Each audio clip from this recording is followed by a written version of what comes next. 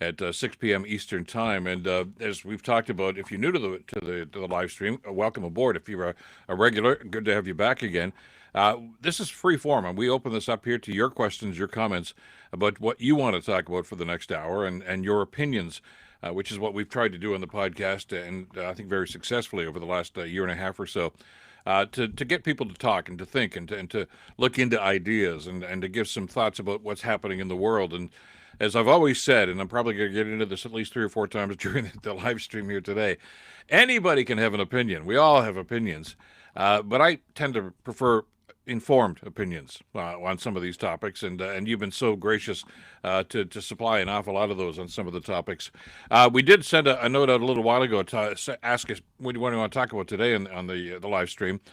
Some interesting ideas. Story today about Canada may join the European Union. That may sound like a far-fetched idea, but there is some credibility to that we'll talk about in just a couple of seconds. Also, just moments ago, but I guess less than an hour ago, a story came across, the major CTV and CBC and Global talking about this, that Canada has now signed on to a joint statement by the leaders of 7 countries calling on Iran to immediately cease all attempts to block the Strait of Hormuz to commercial shipping and expressing a readiness to contribute to efforts to reopen the strait. And Canada signed on to that. And I already know what's going to happen. I know that we're going to get people saying, you see, there's Carney and McGiddy. They're doubling back on this. They said we were not going to be involved in any way, and now they're suggesting and committing that they aren't. No, they're not, okay? What they have said here, Canada has signed on to a statement after it was published by the UK, France, Germany, Italy, and the Netherlands, and Japan, by the way. They say they are ready to contribute to appropriate efforts to ensure safe passage through the strait.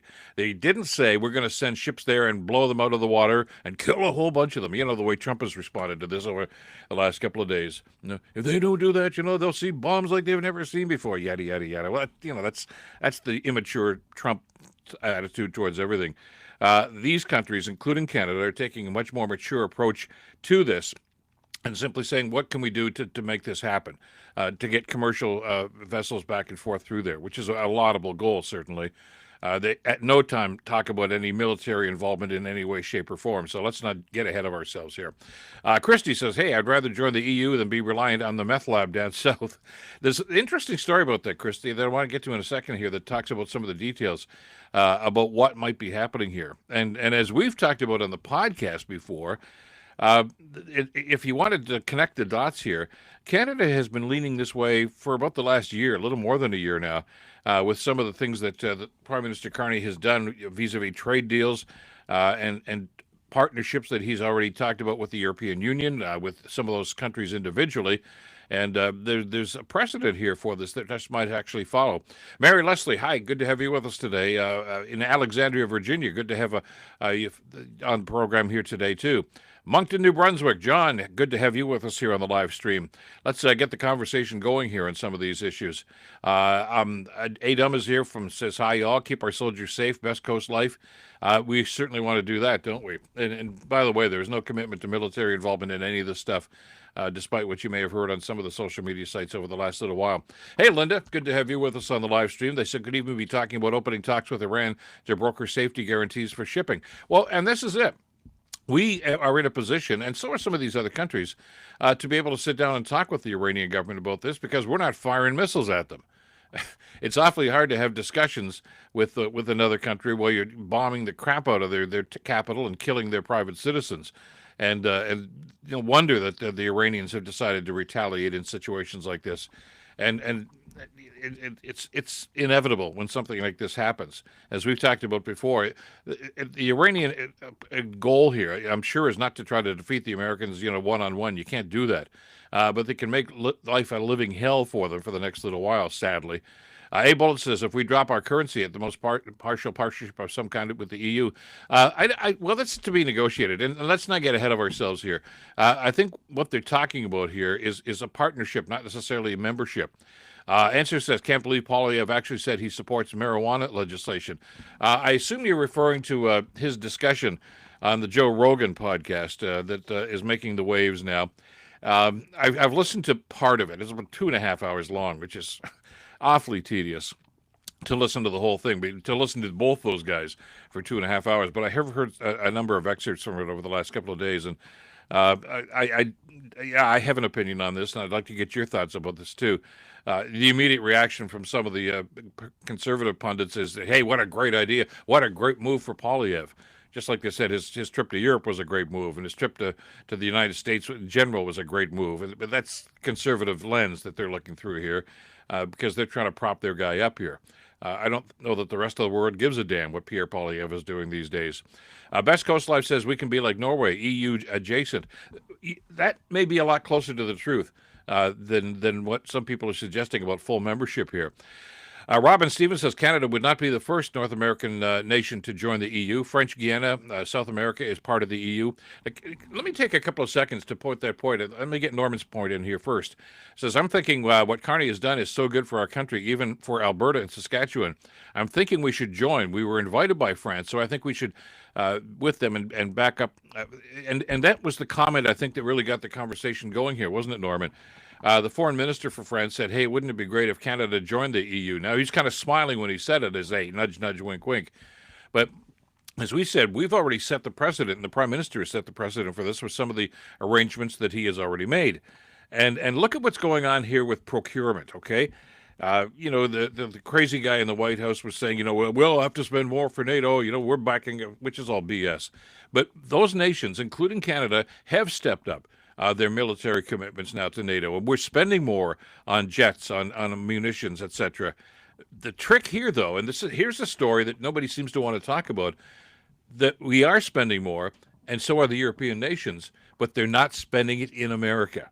That's a very important part of this whole situation, that it's not happening. What we're doing is we're spending our money, for instance, maybe Sweden, with the Gripen jets, with other places that are offering these sorts of things. So the idea that we and all the other NATO nations would always spend our money on defense with American companies is not necessarily the case anymore. And that's a big, big difference from the past. Lauren says Rogan is just a crude American propaganda machine. I don't understand why people can see this. He's popular. He's got numbers. There's no doubting that. Okay, I get that. Is there any substance to this? Well, that's a debate I think we could probably have about just how, what kind of material you're getting. And I go back to my point from a couple of minutes ago. Anybody can have an opinion on stuff, but an informed opinion makes an awful lot of sense. One thing I did notice in one particular portion of the interview that I listened to, Poilievre was trying to explain to him, that he's the opposition leader, which is, and according, see, Rogan knows nothing about the Canadian political system, which is really the parliamentary system. So he's talking from a point of lack or zero knowledge on this sort of thing. So, and if you don't do your research, and I can tell you this, I've been doing podcasting interviews a lot longer than Joe Rogan has, okay? I've been doing the podcasting thing. Yeah, I don't have the numbers, but I have the expertise, and a lot of other people do. If you don't do the research on the topic, and you don't do the research on the topic, the individual you're talking to, then you're speaking blindly. You have no idea what you're talking about, and as a result, you can't challenge your guest. For all he knows, and I can validate this, Poilievre could have been shooting total BS, and Rogan wouldn't know because he doesn't know anything about the topic. There's a certain, I think, expectation, and I think a certain responsibility, whether you're hosting a popular podcast or a podcast with over 400 listeners or 200 listeners or whatever. Do the homework so you can talk intelligently about the subject. And I don't hear that a whole lot on that podcast, and I didn't hear it with this one either. Poilievre was just doing what Poilievre always does, and we in Canada are used to this, and we've already rejected Poilievre's total BS on so many different subjects. That's why he's an opposition leader, and he's going on this tour right now trying to pretend that he's important in the Canadian political system. Spoiler alert, he's not. But, that's not the impression that he's giving to other people, whether he's going and talking to right-wing groups in Germany or he's going on Joe Rogan's podcast, whatever the case might be. We know what we're dealing with here with Poilievre. And I know Rogan's got listeners here, too, which means that, hey, maybe everybody's on side. No, they're not. There's a hardcore portion of this population here in this country that are right-wingers. They support Donald Trump. We've already told you. I think it's like 55% of the people in the Conservative Party are big Trump fans. So, of course, they're going to be Rogan fans, too. But that doesn't mean that Canadians in general are supportive of this.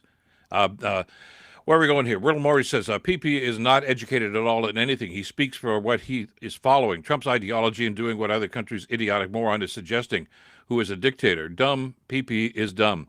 And again, he gets away with whatever people will let him get away with. One of the reasons why Poilievre does not talk to the Canadian media, unless it's the right-wing element of that, is because there are people in the media who challenge him and say, wait a second, that's not true. No, that's not right. That's not what you said. That's not what the other individual said. And he doesn't like that. He just wants to be able to prattle on with what his talking points are and not be challenged on anything. And I sadly, I hear that an awful lot on an awful lot of the podcast, and I hear it from Rogan an awful lot of the time, that he doesn't challenge people. He really just lets them prattle on and get their talking points out. So, it may make for great radio because, you're preaching to the converted, who already like that sort of right-wing approach to stuff. But are you really educating? Are you telling people what's going on? Are you challenging public officials and saying, prove this, show me how this is going to happen, or show me why you did what you did? That's I think part of the role in this thing that we're doing here, whether it's as I say, what we call traditional media, podcasting media, whatever the case might be. Florida Man says, I wonder how Poilievre's poll numbers will do after his appearance on Rogan. I'm not so sure it's going to make a big difference. Because like I say, Canadians know Pierre Poilievre. Right? He's been around. I mean, the first 20-odd years of his life, he was a backbencher for the Conservatives. But since he's become leader, and now he's gone through an election campaign, we know the rhetoric. We know the slogans, the sloganeering that he has. And we know that this guy just can't seem to think on his feet. He's got talking points on a television monitor or, wherever he's getting his information from. And that's about it. And he won't be swayed from that. And it's not working. Canadians aren't buying the story. Justin Crock says his campaign trial is BS, literally pennying journalists. Remember, I did a piece on the podcast a couple of days ago about Americans' opinions about Pierre Poilievre, and I'm talking about Americans in the media, and it's not very high, and it's certainly not even high in Washington, where even a number of Republicans that were asked had no opinion of any substance about Pierre Poilievre. They just figured, he's that guy that just says a whole lot and doesn't have any real substance to his comments. And these are Republicans that are saying this too. So I don't know where he's going to get an audience from anybody there. Hey, Michael, Al Laugh My Ass Off might have been the most boring Rogan podcast ever. The parts I heard certainly were, because Poilievre was just prattling on, and Rogan, not knowing anything about any of those subjects, just kind of let him do that. And look at, you can have your right-wing point of view, you can have your left-wing point of view, and that's one thing. But it's a matter of being prepared. I mean, Piers Morgan's another guy who does this sort of thing, and I got no time for him. I think he's an arrogant jerk, but he does his research, or tries to anyway, or come across as if he knows something about the subjects. It certainly makes for a better podcast, and I think it's part of the responsibility of a host to be able to bring that to the table when you're doing an interview, especially with a political figure, who are prone to want to spin things their own way, no matter what political side of the spectrum that you're on here. Tarragon says, I read the Americans won't even talk. I'll put that one back up for a second. That about the Americans and their thought. I want to get some thoughts on what's going on with that. I read that the Americans won't even talk to PP. Carney's probably 3 weeks from a majority, and Poilievre has no power to represent us. That's a good point. He's not going to be the prime minister anytime soon, and that's a reality that I think Poilievre has to admit to. If in fact the majority does happen and Carney has that majority, but I don't think there's going to be an election either way. What's going to happen? People don't want an election. When we've talked about public opinion polls on our podcast over the last couple of months, I guess, really. It's the story here is that Carney's popularity continues to climb, and the Liberal Party continues, but even within that, most of the population here, 75 to 85% of them, just said we don't want an election. Period. End of sentence. Even if you're a conservative, they don't want an election right now. So get off that horse and let's just govern the country. Poilievre doesn't seem to get that message. We want to get into as many comments here as we can here with your comments, and I really do appreciate you guys jumping on. Like Linda here says, I don't think the podcast helped Pierre with people who don't already support him, but I also think that he'd embarrass Canada, and that's what he was afraid of. Well, this is what happens with so many of these things, isn't it? What extra votes does Poilievre think he's going to attract by going on Joe Rogan? Certainly not women. Well, and that's a very valid point, AK. Is he simply preaching to the converted? And if that's the audience who's going to listen to this, and they're the ones that are going to fill all the comment sections with positive comments about their hero Poilievre, that's not changing anybody's mind. Uh, PP has limited support even in Alberta. Robin Stevens says that, and yeah, we've seen those numbers. Carney's numbers are climbing significantly in Alberta, and that's something I think Liberals didn't think they were going to see for a long, long time.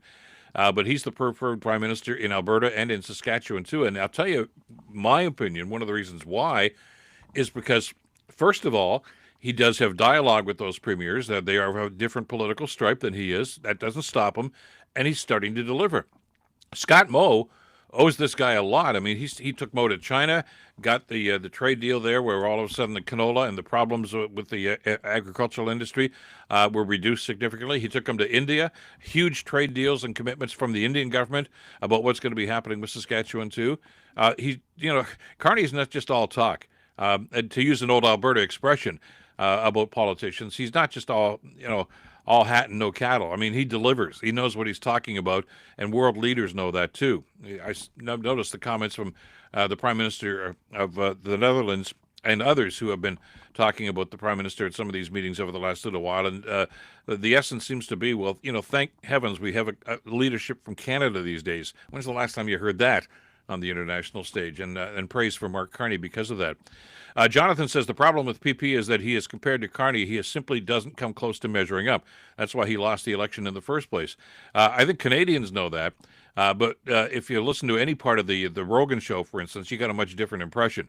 That Poilievre seems to think that he's just the prime minister in waiting, that Canadians are going to wise up and realize that, his policies are the best policies, and he's offering suggestions to the prime minister on a daily basis. I don't really think that's a fair or an accurate characterization of what's going on. If, in fact, Poilievre is texting all the time about what's going to be happening with his meetings with whoever the hell he's talking to in Washington, certainly not anybody with any power in government. I don't know who's reading them or who's receiving them, but I can tell you, I think with a fair bit of confidence, that I don't think Poilievre's suggestions are doing anything to try to shape the policy of our federal government these days. Thank heavens for that, too.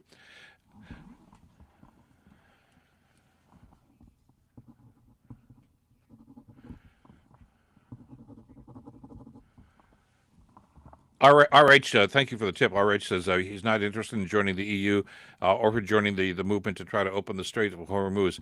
I want to talk to you about that for a second, okay? There are benefits to the EU, and you don't need to be a member, okay? There is a way for Canada to benefit from this, and they're already starting to benefit from that from a trade standpoint. And I go back to the Prime Minister's comments from months ago that we need to diversify trade. And this is one of the main ways to do this. And I think it's a stroke of genius to say, look, we're never going to stop trading with the States. And it really pisses me off, frankly, when I hear Poilievre go on shows like Rogan's and others to say, we can't sever ties with the Americans. We still need them. No, we're not stupid, Pierre. We know that. And the Prime Minister knows that. But we can't be reliant on them anymore because the United States is not a reliable trading partner. They're not a reliable friend anymore. As long as you've got Trump in the White House who's threatening this, that, and the other thing, if we don't do everything he says, that's not a reliable partner. I don't want to buy a bunch of jets from the States if Trump is simply going to say, you know what, I'm pissed off at you right now, so I'm going to shut down the software that runs your jets.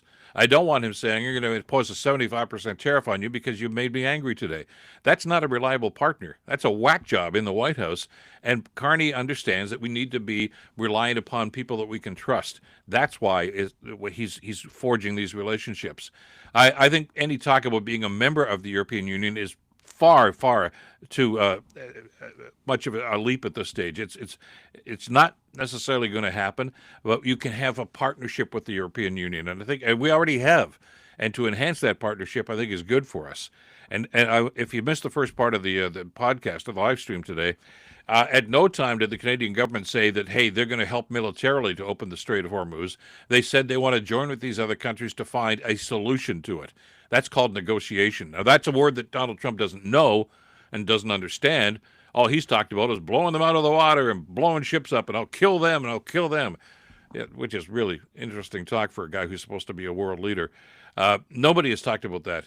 They're talking about negotiation and trying to find a way for commercial vehicles to go through there.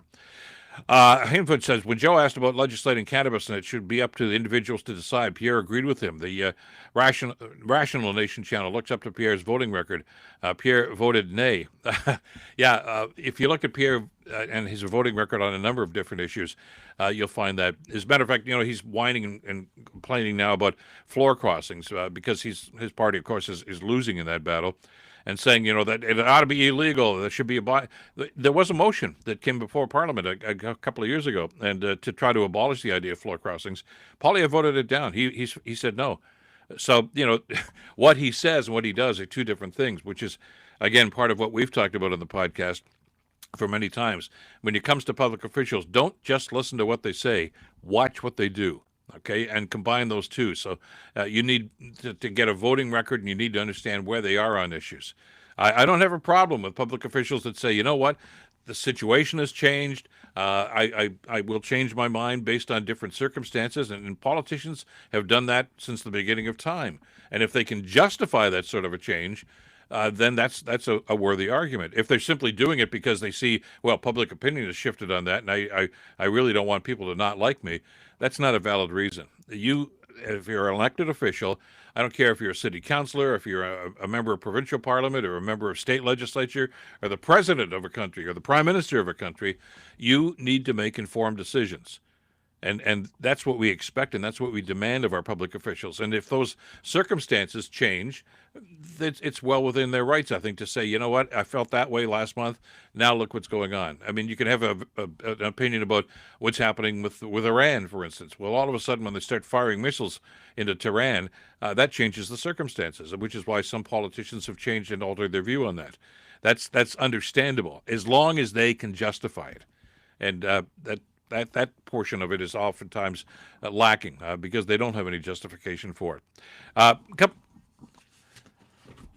We appreciate. I'm going to get to some of the tips and others too for the people that are coming by here, and I really do appreciate your tips, $25 and others that have come up here, and we do that. But I got so many people that want to jump in on the live stream here today, and we seem to be focusing a lot on the Rogan thing, and that's good, and the European Union idea about Canada joining the EU. Keep in mind, nobody in the Canadian government suggested this. This was the French foreign minister that said that this might not be a bad idea.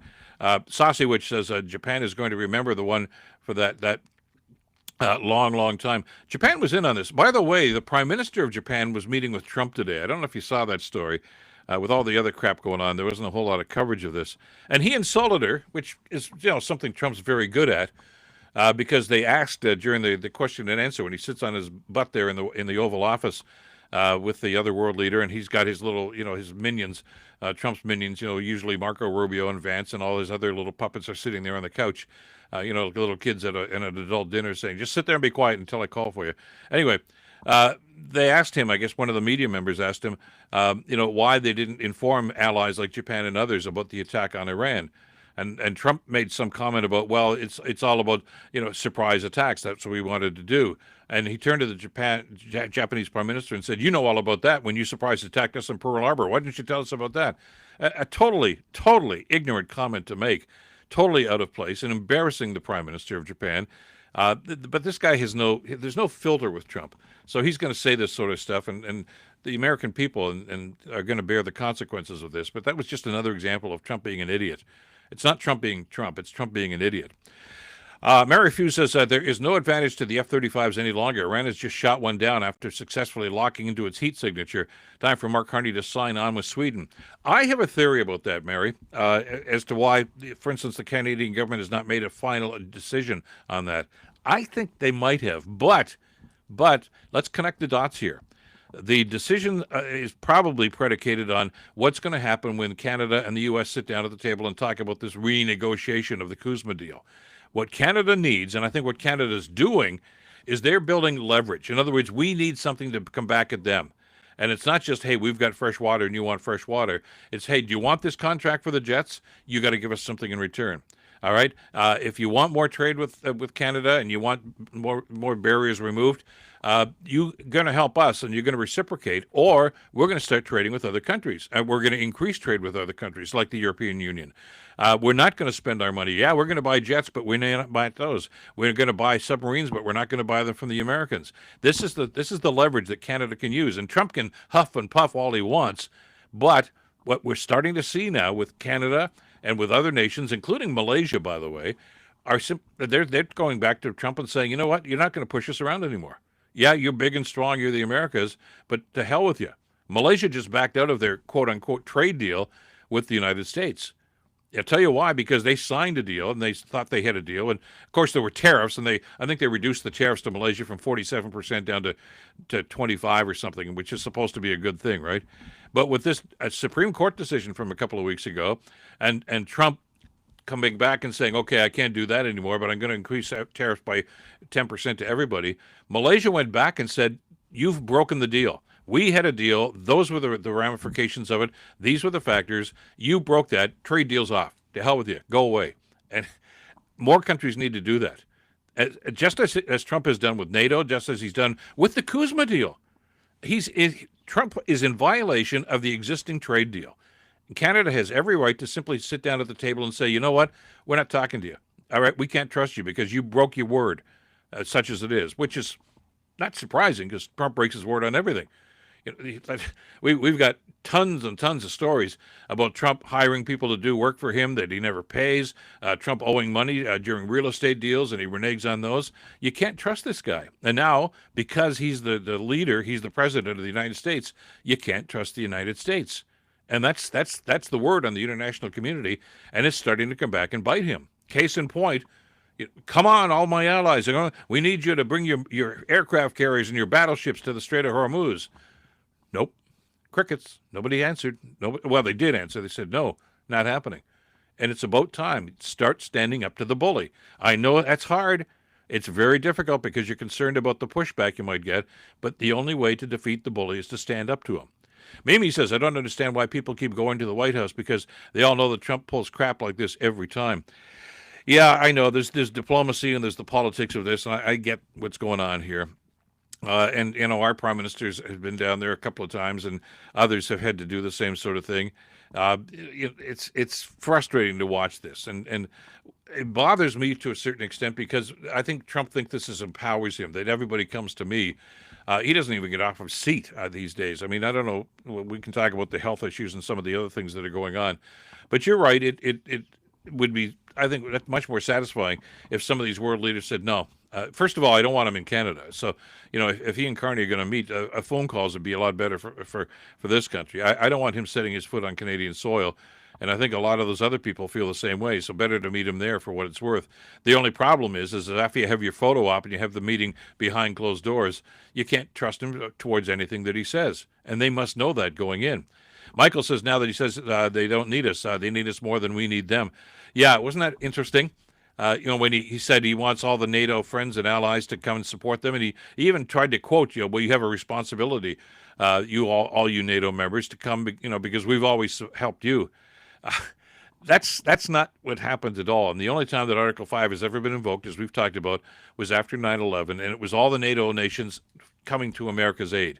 The only time that's ever happened. And by the way, the Article 5 with NATO, let me be clear about something here before we get back to some of your comments, states specifically that attack on one is an attack on us all, okay? It does not say an attack by one is an attack by all of us. So that's why they're backing off. You started this war, Trump. You deal with it yourself. We're not coming to your aid because you were the instigator. That's not the same as being attacked. All right, when you fire missiles all over their capital and kill innocent civilians, and then say, they fired back, that's not them attacking you. That's them retaliating, and that's a whole different ball of wax. And somebody better explain that to the guy in the White House. Dory says the U.S. is totally untrustworthy. We're probably better off with no deal than a deal under DJT. I don't understand why people think negotiating with Kuzma is likely to work. I don't. And that's a very good point, Dory. I don't think you can trust this guy for anything that he says. And his sycophants, whether it's going to be Jameson Greer, who's going to be the lead negotiator, whoever else it is, Rubio, some of these other clowns that, of course, he's got, that are doing Bessent and some of the other people in his administration. You simply can't trust anything they're going to say, because their number one job is not what's best for America, not what's best for the world. Their number one job is to please their Lord and Master, Donald Trump. And if that's going to be the motivation and that's going to be their number one goal, how can you trust anything that they're going to say? And it's unfortunate, because this is a very important time where Canada and the U.S. could and should be forging a much stronger trading relationship and complementary relationships to do. But how can you do that when you simply know that this guy's just going to lie to you no matter what? Other people know this. Other people understand what's going on. And we need, I think, our leaders to stand up to this. Isn't it interesting that, little tiny Malaysia is the first one that actually said, to hell with you, I'm throwing up this deal, I'm tearing it up because you're a liar. I wish some of the stronger nations, Starmer in the UK and others, would have the courage to do that same sort of thing, whether it comes to NATO or anything else. Tim says Greenland and Canada have a long territorial border, so Canada is a lot closer to the EU than most people think. And you're right, Tim. There's some substance to this, and again, I don't want to get ahead of ourselves here and say this is something that's a done deal or a fait accompli. But there are possibilities here to enhance the possibilities of further trade and partnerships. Canada cannot be reliant on one nation like we have been to a large extent with the USA. Super Strike, thank you. Here's the deal. Ever since NATO was I guess, begun and initiated way back when, the reality here, let's cut to the quick here, okay? All these nations here, the United States was always the big dog, but the deal that seemed to be set, although it may not was ever put on paper, was okay. We need to be together. Yeah, the United States is the major supplier here. They're the ones that are going to supply the military strength. We, Canada, Germany, others, will buy that strength. We'll either buy the jets, buy munitions, whatever, and in return, because let's face it, the whole purpose of NATO is to try to curtail the Russian aggression that was going on, not just in Europe, but worldwide. In return, yes, the U.S. can set up bases in Turkey and in other parts of European countries. So it was a win-win situation. The United States was protecting its own sovereignty and its own safety by having those U.S. bases all over the place there. And in return, there was a partnership between the other countries. That's not happening anymore. Trump wants to shut those bases down. He doesn't want to have a presence in South Korea anymore, in Turkey and Germany, none of that again. So again, he's reneging on the United States' commitment to NATO. And as a result, many of those NATO nations, including Canada and Germany and Sweden and France, are now starting to say, fine, then we're still going to maintain our defenses here. We're still going to maintain our military commitment, but we're not going to do it with the Americas anymore. We're going to look for other companies, whether they're South Korean governments, so we're going to buy our submarines from them. We may buy our jets from Sweden, the Gripen jets. More to come on that story. But it's a change in attitude, and it's not just Canada. I know here in North America we can sometimes get kind of centric about this and say, well, it's only Canada that's doing this. All the NATO nations are starting to look at this and say, we just can't rely on the Americans anymore, so we're going to do our business elsewhere. Not to the exclusion. We're not simply going to shut the Americans out. You can't do that.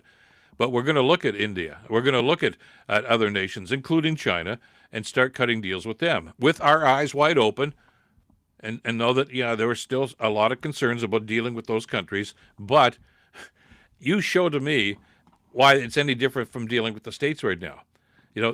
Are you concerned about espionage from the Chinese government if you have international deals and economic deals? Yeah, that's a legitimate concern. But are you not concerned about the same sort of thing from the American government and their infiltration of the Canadian system? I mean, is one worse than the other? I'm not so sure that that's even the case anymore. Robin says Trump wants NATO to help him, but he won't help NATO in Ukraine. Yeah. By the way, I saw an interesting story about that, Robin, just the other day. If, in fact, we do go with the deal with Sweden and the Gripen deal and start manufacturing some of those fighter jets here in this country, which was part of the deal, by the way, and still may be, Ukraine wants to buy more. So we actually might be building fighter jets here in this country. I think it was going to be in Quebec is where they were talking about locating the factories and supplying them to Ukraine, selling them to Ukraine, which would, I think really enhance the NATO situation in that country. And again, Ukraine is doing the exact same thing. Do you think it doesn't bother Zelensky that he has to go hat in hand to the U.S. government and to Trump and asking for more munitions to try to fight this war?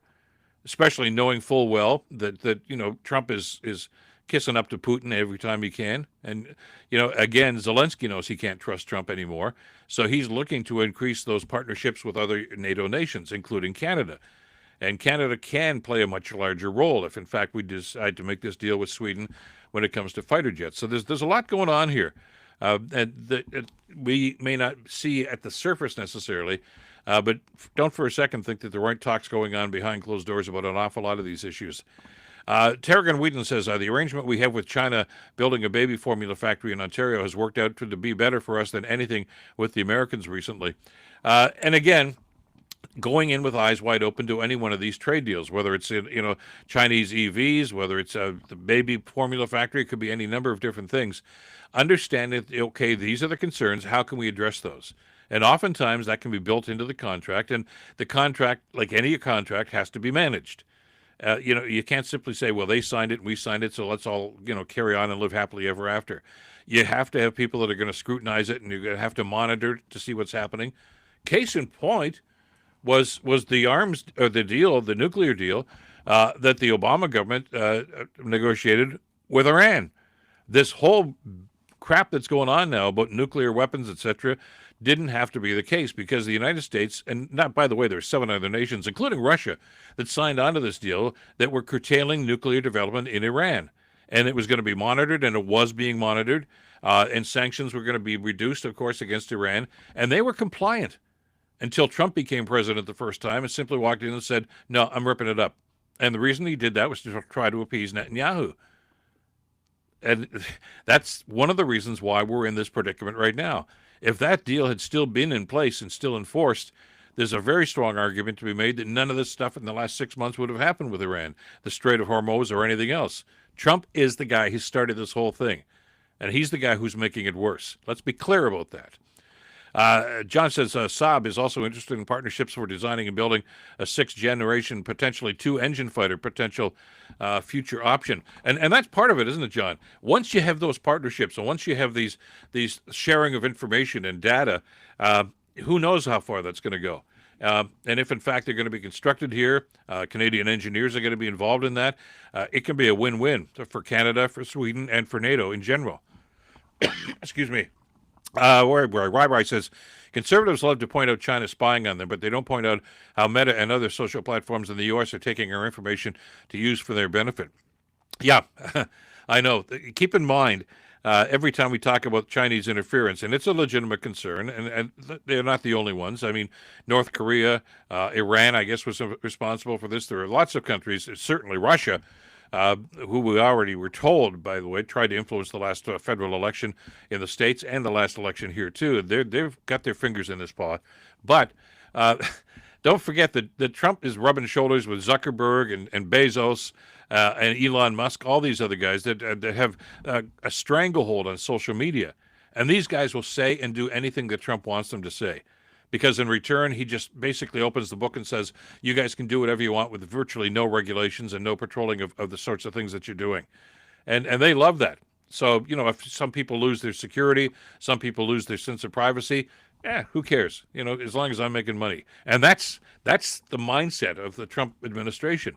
I don't care who you step on. I don't care who has to suffer, as long as the people in his inner circle, the billionaires, are all making more money. And that's something I wish the American people would wake up and realize. Francie says U.S. dropped sanctions against Russian oil, but also dropped sanctions against Belarus financial institutions, which are going to benefit Russia too. Trump and his relationship with Putin, I think, is something that we always have to keep in mind and always remind ourselves about. All right, this guy can't be trusted. And anything he says and does, you have to understand that he's really probably getting his marching orders. Darcy says, Putin and Bibi say, jump to Trumpy, and he says, how high? Yeah, very legitimate question, and I think that's a very accurate assessment. Remember the last time that Trump said he was going to meet with Zelensky? This was a couple of months ago to talk about munitions. And he was open about the fact that he said, before he actually had the meeting with Zelensky, he spent an hour on the phone with Putin. Trump openly said that, and it was pretty obvious that he was getting his marching orders from Putin. What can I say? What should I do? To Zelensky. Putin is pulling the strings. It looks like Netanyahu's pulling the strings with what is going on in the Middle East these days, and Trump is simply moving in, and his goals are Netanyahu's goals here. And it's not to try to find peace. It's not to try to find some common ground here. It's not even to try to deter the development of nuclear technology in Iran. It's to wipe them out, and that seems to be the end game here. And it's not working, and it's not winning. And you really have to wonder just what's this going to do to the Trump administration politically, because they do have elections coming up in the next little while. Kujak says 65,000 rifles announced today, an ammo increase announced yesterday, as well as a spaceport rather. This is the commitment that we're making, and Canada's stepping up. I mean, it's not just talk. Another announcement from McGiddy tomorrow from Quebec. These are exciting times, and this is what we talked about. I saw somebody, one of the commentators, I think it was the National Post, so take that for what it's worth. Enterprise that's actually owned by MAGA people down in Washington. It's not even a Canadian business anymore. But anyway, they were saying, well, the popularity numbers for McGiddy are way off the charts, or for McGiddy and for Carney for that matter too. But said, we're waiting to see, can he actually deliver? He's doing that already. Open your eyes, people, to what's going on here. These are contracts and commitments. It's not just talk. It's actually moving that talk into action. And we're starting to see that now with procurement from different countries on a number of different issues.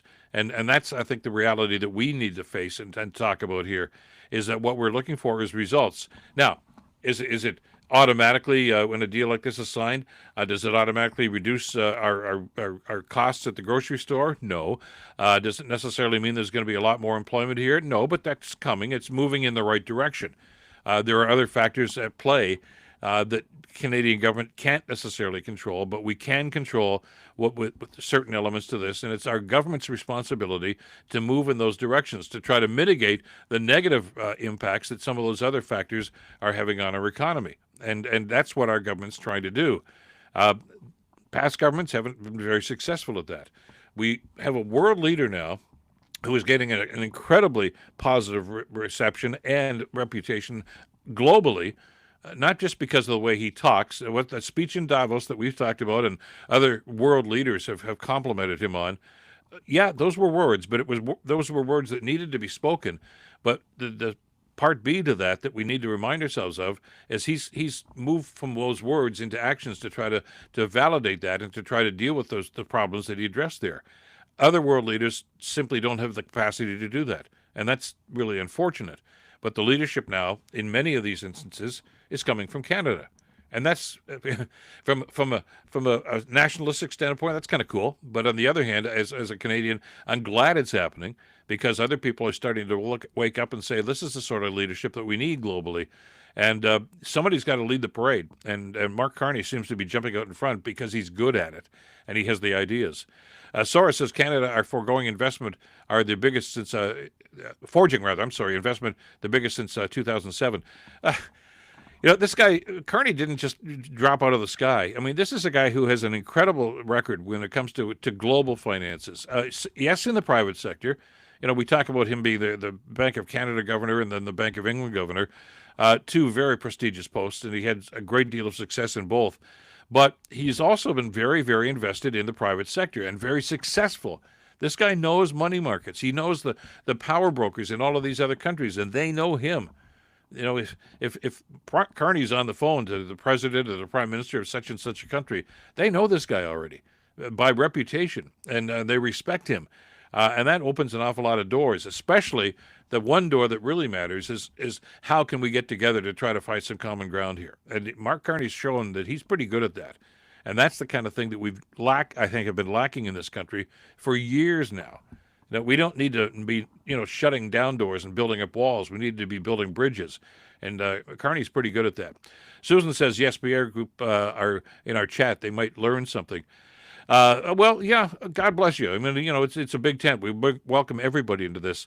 But if you're simply going to close your mind and simply say that, you're a liberal, then you're bad. You're conservative, then everything you say and do is right. You can't be like that. And the opposite is true too.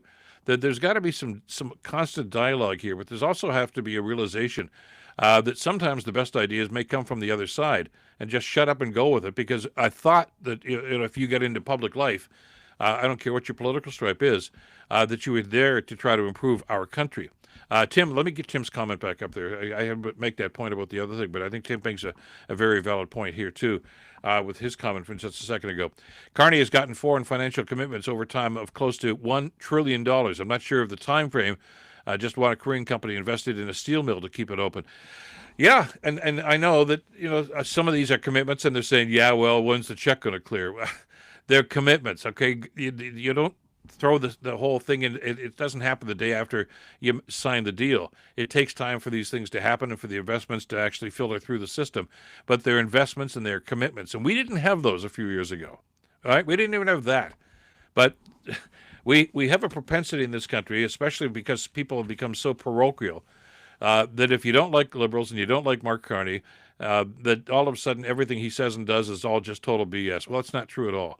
And you're looking for ways to try to denigrate his actions, and it's running totally counterproductive to what everybody says about we want what's the best for Canada. I'm not so sure that everybody really shares that commitment. Let's talk about that.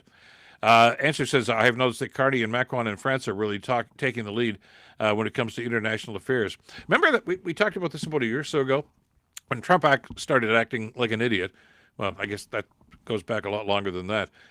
We made the statement at that time that, look, somebody else has to step up. When there's a void in leadership, and there certainly is now globally because of the crazy guy in the White House, somebody else has to step up and fill that void and offer that sort of leadership. And you're right, Macron is doing that. I think the German chancellor is stepping up. Mark Carney is stepping up.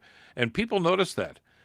Even the new Japanese prime minister, who, by the way, is very conservative, small c conservative, seemed very, very impressed with Carney and some of his ideas. That was a very fruitful meeting. And again, by the way, just as an aside, there were some commitments made with the auto industry and steel industry between Japan and Canada during those discussions, too. He doesn't walk away from these things empty-handed. It's not Poilievre says, these are just photo ops, which I think is pretty rich for a guy who's down there right now getting photo ops on Joe Rogan and accomplishing nothing. And the reason why, by the way, just to remind you, that he's not accomplishing anything is because he hasn't got the authority to accomplish anything. He's not the prime minister. He's not in government. He can't make a commitment about anything. All right, he has no ambition. He has no authority to negotiate trade deals or policy on anything. It's a photo op tour. That's what he's doing here. The same thing he accused Carney of, except that when Carney's situation, Carney's coming back with deals with these other countries and with these private sector manufacturers. That's the difference between leadership and political rhetoric. And it's pretty obvious the impact that it's having on our country and the way the rest of the world is perceiving that as well. So there we go on that. And we'll certainly follow that because the Prime Minister has continued to do that.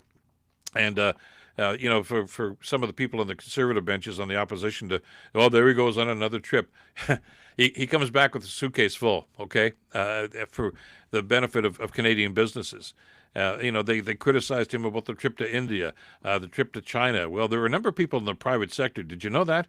A number of people in the private sector accompanied the Prime Minister's entourage on those trips, and they were impressed with the way that they were received, with the way not just government, but private sector companies in those countries gravitated to the Prime Minister with ideas about how they could partner and work with the Canadian government and with Canadian businesses. That's how you foster increased trade, and that's how you foster a lessening reliance on the American economy, especially when you got an idiot in the White House. And exactly what the Prime Minister has said he needed to be done is what he's doing. Not going across to Germany and talking to right-wing groups or going on the Joe Rogan podcast or, meeting with whoever it was that he met with in Washington. I don't really know. Or making, silly promises and outdated promises about the auto industry sitting on the Detroit River saying this is the way it's going to be. Clem says, I have even less respect for Poilievre now that I know he went on the Joe Rogan show. Did you expect anything else? I first of all wondered why Rogan even put him on. Well, I mean, one right-winger to another right-winger. I guess maybe that's why. But this guy, again, is Poilievre is trying desperately to try to convince people of his own importance, and it's just not working because them that are in the know really know what this guy's all about. And that's the reality that he's facing. So, yeah, he's going to get some publicity. We'll talk about some of that and the way the media is treating this. Mary says, I can't just see PP as the new urban cowboy meeting with the PM of Japan and other world leaders, likely bragging about how close he is to Trump. Uh, Trump didn't meet with him. I don't even know if he knows who the guy is. And what we heard, and I talked about this on the podcast last week, Mary, is that a number of American politicians, including Republicans, by the way, in the Congress and in the Senate, spoke off the record to a Canadian reporter and said, look, this guy's a nobody. He's not going to be prime minister. Why should we waste our time talking to him? So they understand what the dynamic is here. They understand how Carney is making a reputation for himself and for Canada on the world stage. And this is Poilievre jumping up and down and said, hey, look at me, look at me. Well, fewer and fewer people are even bothering to look in that direction these days. Saucy says Jamal Giovanni was the one who went down there to set it all up, connect the dots. Yeah, Giovanni, with his meeting, we're told Giovanni said he met with Trump. I don't care if he did or he didn't. Again, Giovanni has absolutely no authority to make any sorts of deals, and certainly they don't speak for the Canadian government. So why are they even getting an audience down there? I don't understand that. Before this tour, Pierre was mostly going to the far-right podcast. He even called himself a Canadian nationalist. Answer is this, yeah, he can call himself whatever he wants. I mean, people understand what this guy's all about now. Kalina says Rogan has a backwards view of Canada. He has no clue what we are about. And again, this is going back to the comment I made at the beginning of the show here today. If you're going to host a podcast or host a talk show on traditional radio, whatever the case might be, do your damn homework. I mean, Rogan made those comments a couple of weeks ago, because there's a huge problem right now with measles outbreak in many states, because you got RFK Jr., who's also, you think Trump's crazy.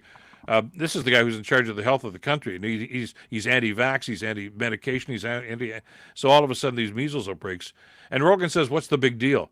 He says, it was like you're a kid. You get it sick for a couple of days, you miss a couple of days of school, then you get well, you go back. No, that's not measles. It was not measles at all. That's not what measles is.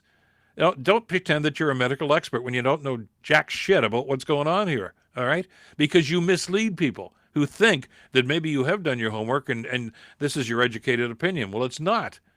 And if you listen to a Joe Rogan or even a RFK Jr. about getting health advice, then God bless you, because your time on this earth may be very limited because you're going to make bad choices. Uninformed opinions can kill people. If the wrong person listens to them and simply says, well, that's got to be true because I heard it on so-and-so's show, or I heard it, at a press conference made by some people from the Trump administration. Know what you're listening to and know who you're listening to. And for heaven's sakes, do what's best for you, do what's best for the country. Don't take what these people say at face value because they don't know what they're talking about. Eric Gray says PP and the gang negatively will destroy Canada. Don't underestimate how difficult USA is going to be to fix now. We got to be positive, even when critical. I agree. Look at nobody that I've talked to in the last couple of years. My comment here says measles can cause miscarriages and infant death. There's a whole lot going on here about these things. But Joe Rogan didn't mention that. Bobby Kennedy Jr. didn't mention that either. Saucy says Tucker Carlson was the initial sign that his documentary about the need to liberate Canada during the trucker convoy was axed after Murdoch fired him. Rogan was also discussing that same time. Yeah, these guys validated the trucker convoy because they thought, these are the people rising up against a corrupt government, which was total crap. And these, this forced vaccination, the truckers convoy, which, by the way, it was never a truckers convoy. It was an anarchist convoy, all right? 97% of the people that drove truck in this country, at least the unionized, all got vaccinated. So this stuff that there was this huge revolt about the vaccinations back in those days was total BS. But that was the narrative, and sadly the reporters in the media just reported that narrative instead of actually doing some digging into this. Linda says the reason those fools don't have to deal with smallpox is because I have a vax scar on my arm. If it's up to them, they'll bring that back too. Everything's going to go back. I'm concerned about another, I don't know about a pandemic, but diseases are going to come back. I got vaccinated when I was a kid. I took all the right vaccinations, still do. I can remember, I'm of a time when I was a kid, but I remember when polio was rampant. I remember when all sorts of diseases were rampant. And vaccines saved lives and continue to save lives. And anybody who tells you differently is just having no idea what they're talking about. And I don't care if they're a doctor. You can have an MD, and I'm sure there are many of them. We heard from some of them during the pandemic. I'm a doctor, and I've done my research. Yeah, well, you know what? I'll listen to a guy like an Anthony Fauci, who's been doing this for 35 or 40 years and has been world renowned in medical technology and medical concepts and medical solutions to problems, as opposed to some guy who read a book or saw an article in some online article and said, "Well, that's the truth now." That's one of the great things about the internet. You can get information on anything. One of the bad things is you can get misinformation about anything too. And by the way, they're oftentimes in the same package. So you have to be intelligent enough to be able to establish one from the other. Not enough people do that. Super Strike says Rogan will just lob softball questions after softball questions like he always does with anybody in any position of power. Yeah, I've noticed that with the odd time that I do listen to some of the shows. And again, if you're angry, and a lot of people are angry these days, I get that. The easy thing to do is to simply appeal to that anger. Yeah, you got a right to be angry. Yeah, you're pissed off at that guy, and that's great. And people are going to come away from your hour show or 2-hour show or whatever it is, and all pumped up and say, "Yeah, we have to do." But you didn't learn anything. All you did was get angry, and you don't solve anything with that. You don't solve anything by just getting angry about things that oftentimes are being misrepresented in the first place. And sadly, too many people on podcasts and even with traditional media outlets these days simply gravitate to sites or shows that are going to substantiate or validate what they already feel. They don't want to learn anything. They don't want to be told that they may be wrong about this. They simply want to remain angry and remain angry at individuals and say, well, we're going to change that. Well, they got angry at Joe Biden, and a lot of it was just totally unjustified. About the economy, about a number of other things. So they put the crazy guy back in the White House. And look what he's done to the country. Look what he's done to the world. So, if you're going to make your decisions, whether it's who you're going to vote for, whether you're going to get vaccinated or not, and it's going to be based on anger, it's just screwing yourself, and you're screwing your country, and you're screwing everybody else. So think about that. Answer is Rogan is in it for the views. He says that and does what he can to get paid. Well, yeah, there's that element to it, too. And I see that in my business. I see that with other podcasters. Some people just, love the fact, and they brag about the fact that look at how many different viewers I got, and so many different likes and dislikes. This is long before podcasts even started. It was like that on Facebook and other platforms for the longest time. It was how many friends can I get? How many likes can I get on an issue? Was it right? Well, I don't care if it's right or wrong, as long as people, said, hey, we like what you're doing, and give it a thumbs up. Truth is something that I wish that we paid a lot more attention to. And we seem to have shoved that off to the side right now because popularity seems to overrule truth in so many of these circumstances. And we're paying a price for that attitude these days. Jeff Tull says, Poilievre chases attention so hard that he's going to torch his own credibility, like going on Joe Rogan, the intellectual equivalent of yelling into a protein shake. Interesting point of view, Jeff. Thanks for jumping in on that.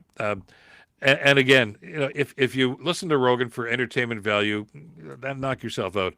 But if you're trying to run your life and make choices about your life and your lifestyle and your own well-being based on talk shows of people like Tucker Carlson, like Rogan and others, who really don't have any expertise in any of these subjects, you're putting your life in danger. That's really what it comes down to.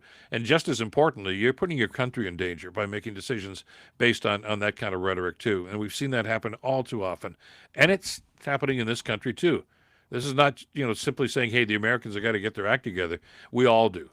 We all need to be a little more cognizant, and I think a lot more interesting decisions about exactly who we're going to listen to and how much credibility we give to these people. All right? You can watch a show or listen to a podcast, whatever the case might be, and say, boy, that was weird, that was strange. Shut it off and say, okay, well, I was entertained for 45 minutes, but I sure as hell don't think I learned anything. As a matter of fact, I learned what not to do. Too many other people simply say, well, I heard it on that show, so it's got to be gospel. And it's not. I on this podcast, on a lot of the other podcasts that you're listening to, you can always find people that are going to come on and say, well, I've got the answers to everything. And there are more than a number of people that host these things that'll simply say, well, I'll probably get a whole lot of likes and people jumping on board. It's the wrong thing, and it's misinformation. But there's an awful lot of people in this platform and many other platforms that truck in misinformation, and they don't give a damn, because if those numbers are up, they get paid. That's all that matters to them, just like Trump always does. Trump doesn't give a damn about the American people. He doesn't give a damn about how much farmers are paying. Doesn't give a damn about how much you pay at the grocery store, how much you pay at the gas tank. All he cares about is making more money for himself and his family and his billionaire friends. You notice that? You know, he talked the talk, even in that's the State of the Union address, about the state of the economy. He doesn't care. What he did react to was about a week later when the stock market started to dip. Then he was like, oh, shit, we can't let that to happen, because that's his money. And that's all he gives a shit about. And that's I think we have to put this in perspective about what are the motivations for the people that are making these sorts of statements. Pierre Poilievre is a guy who was a backbencher in the Harper government. He finally got a cabinet position after Stephen Harper ran out just about everybody else that was in that caucus at one period of time. I think almost everybody got a cabinet position before he finally said, okay, Poilievre, I guess you can come in. But he was a very ineffective minister even as that. He's not what they call an A-list personality. He's not a leader, okay? He doesn't have that quality to bring people together. He separates and divides people. And there are far too many people in positions of power right now that simply use that as their rationale. It's easy to foment hate. It's a lot more difficult, but much more worthwhile for people to try to bring people together. Because as Prime Minister Carney has said time and again, we are stronger when we are together. And that's not the mantra that Pierre Poilievre and so many other people in this country and our friends to the south seem to have these days. They don't want people together. They want to conquer. They divide and conquer. And they think that's their pathway to power.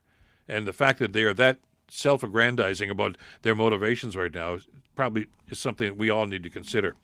We got to wrap it up here. It's been a very, very busy hour and a very fruitful hour. I've learned a lot from you over the last 60 minutes. So we do thank you for that.